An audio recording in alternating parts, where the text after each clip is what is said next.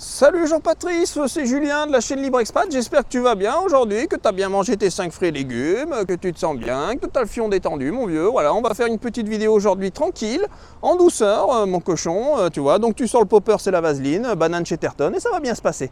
Alors écoute-moi, ce qu'on va parler aujourd'hui, c'est un sujet qui est important quand même, qui rentre en ligne de compte dans l'expatriation.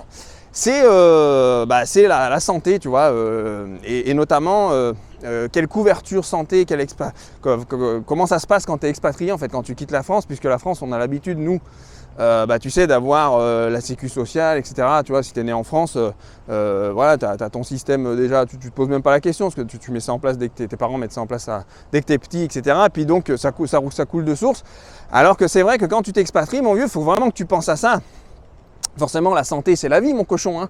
Tu vois, donc il faut quand même que tu aies une couverture, surtout, ben voilà, moi, si tu pars avec ta femme, tes enfants, tu vois, ton poisson rouge, etc., tout ça. Donc, mon vieux, il faut que tu sois vraiment couvert et que tu aies l'esprit tranquille avec ça. Alors, ça dépend du degré de risque que va prendre chacun, etc., mais il y a quand même des règles à savoir et il y a des choses que tu peux faire en t'expatriant. Par exemple, je vous donne déjà un petit détail, mais pas beaucoup le savent, mais par exemple, si tu t'expatries et que tu ne coupes pas complètement le cordon avec la France, enfin, tu peux ne pas couper complètement le cordon avec la France, c'est-à-dire que tu peux garder un semblant d'assurance maladie française qui s'appelle la CFE, je crois que ça s'appelle la Caisse des Français expatriés, j'espère pas dire de bêtises, mais je crois que c'est ça. En tout cas, ça s'appelle la CFE. Et la CFE, ça te permet d'avoir un semblant d'assurance maladie, en fait, de couverture comme l'assurance maladie en France, à l'étranger. Et tu peux compléter ça avec une sorte de mutuelle expatriée à l'étranger. Et donc les mutuelles te demanderont toujours, enfin pas les mutuelles, mais les assurances d'expatriation à l'étranger te demanderont toujours si tu as la CFE ou pas quand tu es expatrié. Comme ça permet d'avoir des taux de cotisation qui sont moins élevés puisque tu restes affilié à la CFE, donc à l'assurance maladie française. Donc ça, je te laisse te renseigner, tu tapes CFE expatrié sur Google, tu verras, tu vas comprendre comment ça fonctionne, c'est pas compliqué. Mais moi, c'est pas ce que j'ai fait du tout, mon vieux. C'est-à-dire que comme tu le sais, mon cochon, moi j'étais en mode radical et j'ai voulu tout couper, tu vois, ça m'intéressait pas, j'ai pas envie d'avoir, tu vois, affaire avec des papiers, avec la France, etc., tout ça. Et donc du coup, ce que j'ai fait, c'est que j'ai coupé carrément l'assurance maladie, j'ai renvoyé ma carte, voilà, j'ai vraiment coupé les liens avec ça et j'ai pris une assurance expatriée, quoi, hein, une assurance internationale en fait en soi. Et il faut que tu saches que ça a un coût, mon vieux, tu vois. C'est-à-dire que, comme je t'ai déjà expliqué, l'expatriation, ça se fait toujours au prix du sang et de la sueur. Tu vois, l'État français, il te met dans un cocooning, mais dans ce cocooning, tu vois, quand il te dit, ok, tu veux te tirer, tu as envie, tu vois, de passer les piquets, tu vois, tu as envie de sauter les barbelés, mon vieux, mais tu vas te tirer, mais au prix, tu vois, au passage, tu vois, tu vas nous laisser quelques gouttes de sang, mon vieux, tu vois. Et ils savent très bien que si tu te barres, bah, tu perds cette assurance maladie en soi, tu vois, cette couverture sociale française. Et tu dois t'affilier à un régime indépendant, donc des assurances d'expatriés, et là ça coûte plus cher. Alors par mois, moi je te le dis à peu près, mais on n'a pas les soins dentaires et optiques, mais par mois, l'assurance que moi j'ai, après ça dépend de tes tranches d'âge, hein, bien évidemment, mais je paye, je sais pas, une centaine d'euros, tu vois, par mois, 100, 120 euros, je crois, quelque chose comme ça, pour moi, hein, je parle. Après, voilà, je paye pour Katia, il y a aussi mon frère qui paye pour lui, etc., tout ça, mais voilà, donc il faut bien que tu prennes ça en compte, entre 100 et 150 euros par mois, et je te parle pas, voilà, t'as pas dentaire et optique, mais dentaire et optique, vu que moi c'est assez, c'est assez plus ponctuel, bah je casque avec mes ronds. En fait, c'est d'où l'importance, mon vieux, quand tu t'expatries, de partir avec un business. Tu vois, de partir avec un business qui gagne des ronds déjà et que tu comptes ça aussi dans ton projet, quoi, tu vois, enfin dans ton budget, mon vieux. Parce que sinon, tu vois, si t'as pas. Alors tu peux y aller sans assurance à l'ancienne, hein, mon vieux, en mode Tarzan, là, je sais pas quoi, mais après, tu vois, si t'arrive une couille et que tu finis. Tu vois, que tu as une grosse opération ou je sais pas, un truc, machin, bah tu vois, t'en paieras le prix. Moi, c'est surtout aussi par rapport à, tu vois, pour avoir au moins, tu vois, s'il y a vraiment une grosse couille en fait, parce que sinon je pourrais payer le reste des soins ponctuels de temps en temps et tout ça, mais c'est une grosse couille dans la tête, tu te dis voilà, au moins j'ai une assurance, je suis calé. Donc ça, c'est important que tu le regardes quand tu t'expatries. Et je voulais venir sur l'histoire de l'assurance santé parce que j'avais eu quelques commentaires à l'époque, il y a des mecs qui m'ont dit « Ouais Julien, t'es un fumier parce que quand il faudra venir se faire soigner, tu reviendras en France, ramper, machin, etc. » Mais déjà, premier point, j'ai envie de te dire, qu'est-ce que tu racontes, mon vieux, là? Parce que en fait, l'assurance que je paye, c'est une assurance internationale, y compris pour la France. C'est-à-dire que, quel que soit ce qui m'arrive dans les pays où je paye pour ça, peu importe le pays dans le monde qui sont notés dans la liste des pays où je suis couvert, je serai justement couvert, et y compris la France, mon vieux. Donc je paye autant que toi pour pouvoir être soigné en France, mon vieux. Tu vois ce que je veux dire? Donc déjà, ton argument, c'est zéro. Pourquoi moi, je n'y aurais pas droit puisque je paye pour ça, tu vois? Donc déjà, dans mon forfait, c'est compris qu'en France, je suis couvert aussi, tu vois, entre d'autres pays. Donc déjà, ça, c'est argument merdique. Et puis, deuxième point, là, je commence à en avoir marre du mythe, tu sais... oui, la France, vous reviendrez tous en France pour vous faire guérir et machin, etc. Tout ça. Mais qu'est-ce que ça veut dire? Qu'est-ce que c'est que ces conneries? Déjà, je vais t'expliquer une chose. Le système français, tel qu'il est fait aujourd'hui, le système de santé français, il est en vraie perte de vitesse. Il est en chute libre. Il faut le savoir, c'est que aujourd'hui, on l'a bien vu, c'est pas moi qui vais te le dire, mon vieux, je vais pas te faire toute la liste, mais les hôpitaux sont saturés. Dans n'importe quelle ville moyenne de France, etc., il manque de médecins, il y a une énorme pénurie. Je veux dire, on fait venir des mecs d'Afrique, d'Europe de l'Est, etc., pour te soigner. Donc tu vois, forcément, on te soigne aussi à la même méthode, hein, parce que véridique ce que je te dis, hein. Moi, j'ai vu, tu vois, des mecs, t'arrives chez le médecin, l'autre c'est un marabout africain, tu vois, t'as un bleu sur la patte, il dit, il faut la couper, tu vois. Il faut l'amputer, tu vois, directement, tu vois. Ah, mais c'est un petit bleu, en fait, je vais pas savoir, tu vois. Il te dit l'autre, donc forcément, tu te fais des frayeurs avec certains, tu vois. Donc forcément, aujourd'hui, le système, il est en train de se dégrader sur pas mal de choses. Alors, je caricature, mais on le sait bien, le système de santé est en train de se dégrader. Et l'hôpital, par exemple, il y a un manque de soins et il y a un manque d'effectifs énorme, manque de matériel. Ils sont sur-asphyxiés. Je le sais, quand on était à Grenoble, on avait eu un problème. Katia on avait passé la journée entière. Il y avait des stagiaires qui venaient tout le long pour vraiment nous expliquer tout et n'importe quoi. Ça partait dans tous les sens. Je veux dire, on voyait bien qu'en fait, c'était plus du tout organisé. C'était de la merde. Donc, je dis pas que c'est pas bien encore, mais je dis que c'est en pleine, tu vois, c'est en pleine dégradation.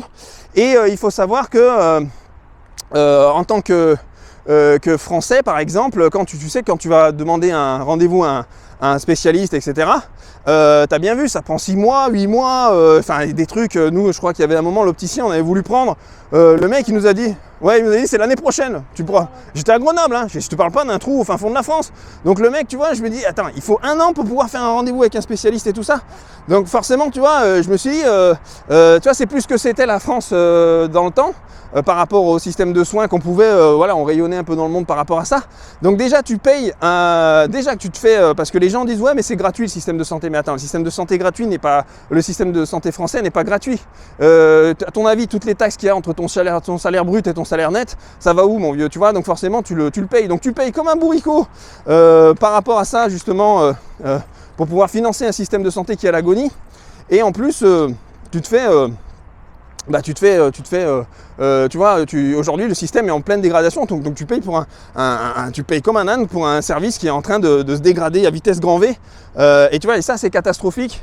Et moi je trouve que ça vraiment c'est problématique en France, et je pense que ça ne va pas aller en s'améliorant. Alors tu vas me dire ouais mais Julien, c'est pas mieux en Hongrie, je sais pas où, en Bulgarie. Alors il faut savoir que mon cochon, forcément, vu que toi tu arrives, si tu viens avec ton business en Hongrie, en Roumanie, en Bulgarie, tu fais ton business en ligne, comme je t'ai déjà dit, tu gagnes bien ta vie, il faut savoir que toi tu vas faire partie des privilégiés ici mon vieux.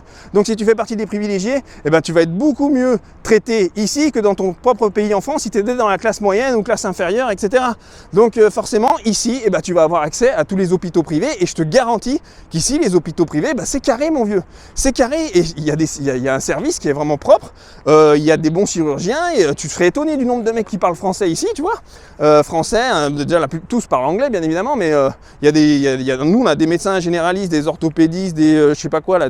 L'autre fois je suis allé voir un mec là pour les comment on appelle ça, pour les grains de beauté, tout ça machin, dermato, etc. Ils parlent français les mecs. Donc tu vois, t'es déjà ça, et puis surtout là où j'étais vachement choqué, c'est que ici par exemple, je donne mon avis à Budapest, en Hongrie mon cochon. Après je sais pas le reste, mais en tout cas à Budapest, tu vois, t'es accueilli par exemple si tu prends rendez-vous le mercredi, tu vois, sous 1 semaine maximum, t'es reçu, tu vois. C'est pas comme en France où tu mets 6 mois. Et je te parle pour tous les spécialistes, mon vieux.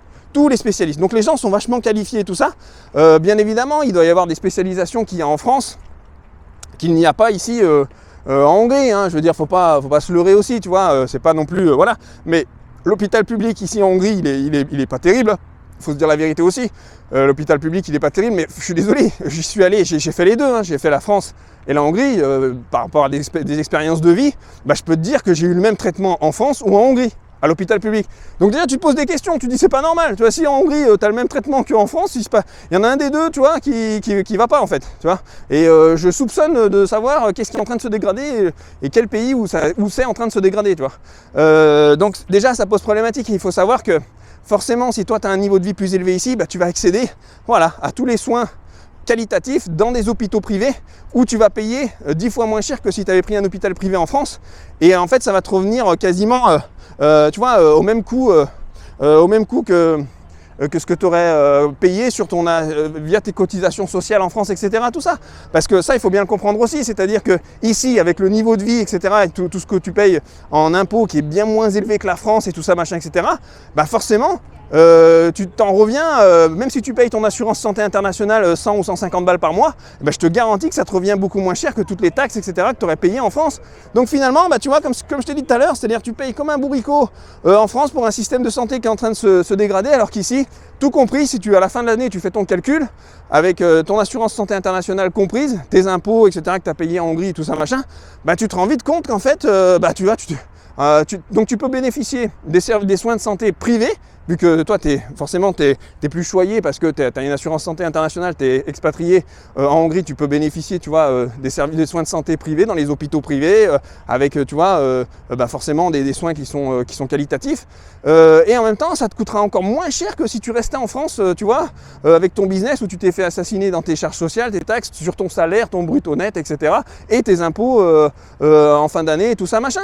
Tu vois. Donc en fait, ceux qui me disent « Ouais, mais Julien, déjà d'une, l'assurance santé c'est cher », bah non, fais ton calcul. Si tu pars dans un pays d'Europe centrale et d'Europe de l'Est, tu t'y retrouves largement par rapport au coût de la vie, au niveau de vie ici, aux charges, aux taxes, etc. Tout ça. Et après, qui me disent « Ouais, tu viendras te faire soigner en France », ça, bah non, mon vieux, non plus. Parce qu'en fait, c'est un mythe. Ce mythe est en train de s'effondrer. Le mythe de l'assurance santé française est en train de s'effondrer. Faut se dire la vérité, les gars, faut pas se le leurrer. Et encore, et bien évidemment... j'ai rien contre le système de soins en France, mais on voit bien que c'est en train de s'effondrer.